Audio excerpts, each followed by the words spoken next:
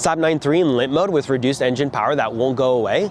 If that sounds like your car, the issue often isn't coils or injectors at all. It's the engine computer itself, the ECM. On 2003 to 2011 Saab 9.3s, this is a very common failure we see. The engine computer sits in a hot and harsh spot. Inside it are two main processor chips.